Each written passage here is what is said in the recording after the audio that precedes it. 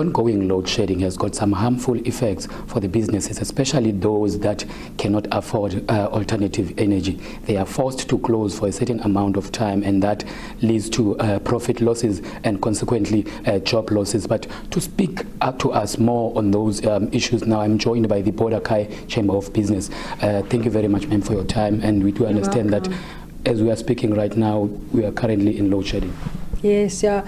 So load shedding has definitely impacted business per se, because you suddenly don't have any electricity, and electricity is one of those critical resources that you need in order to run business. If I think of our tourism sector, our hair salons, our laundromats, they all have to close during as an unplanned closure. And how do you then start recovering from those kinds of load shedding? So it's really impacted very negatively on business. And it also loss of profits, because sometimes what happens is when somebody now wants to go ahead to a hair salon and they find the hair salon without electricity, they're definitely going to go to one that has the electricity. So you lose clients, and because you lose clients, your profitability is reduced, and because of that, you have to start shedding the jobs. So it's really had a huge and detrimental impact on our businesses per se, costing this country, never mind the city, but costing the country billions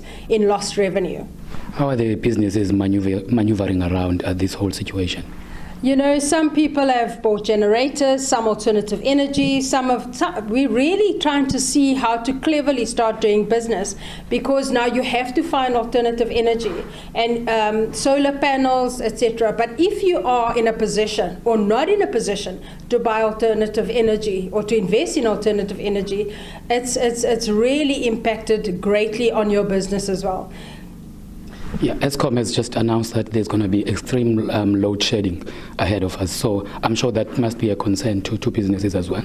No, absolutely. And I read an article where Minister Pravin has said to the board of Eskom, you best find the money. They have to find the money. The government creates an enabling environment within which businesses thrive.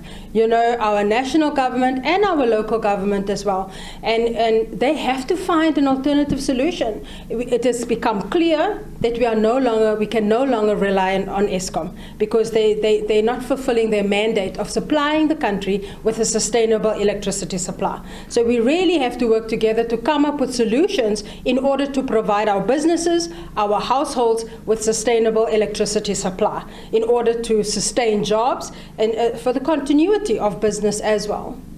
Have you been in contact with the local authorities, talking to municipalities, maybe to find an amicable solution, ways to work around this whole situation? Maybe have some of the critical businesses that can be exempted from load shedding. I do understand that there's quite a lot of production that is taking place in this area. Yes, absolutely, particularly with our OEMs. They have curtailment agreements with the municipality, because as you know, in the production or manufacturing of vehicles, you cannot just have load shedding in the middle of such production. So there are such MOUs and curtailment agreements in place, fortunately, but for others, somebody has to pay for those lights to stay on, and usually it is your SMME that suffers. So somehow we really have to look at it. If I look at Chapter 7 of the Constitution, Section 152, it says there that local government must have a sustainable, provide services to the communities and to businesses, and we expect our local municipality to really come up with an alternative solution. If Eskom is no longer providing that solution for us to come up with a sustainable electricity supply, then we need to come up with a different strategy, come up with a different way of creating energy or creating electricity for our businesses.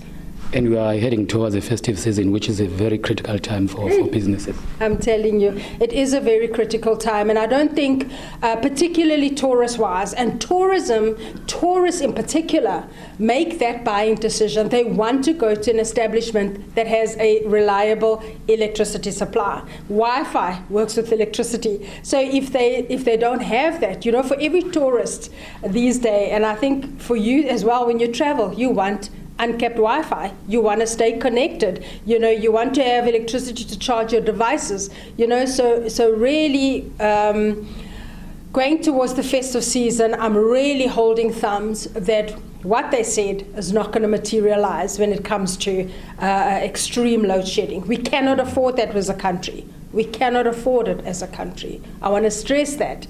And if Mr. Pravin is looking at this, I want to stress that we cannot afford that as a country. You know, as the Minister of Public Enterprises, we really encourage him to come up with a different solution for Eskom and for our businesses to stay on. All right, thank you very much for your time. That was Lizelle Maurice from the Borakai Chamber of Business expressing their frustrations with the ongoing load shedding, and also proposing that there needs to be a joint effort between government and businesses to make sure that lights are kept on. With that, it is back to you in studio.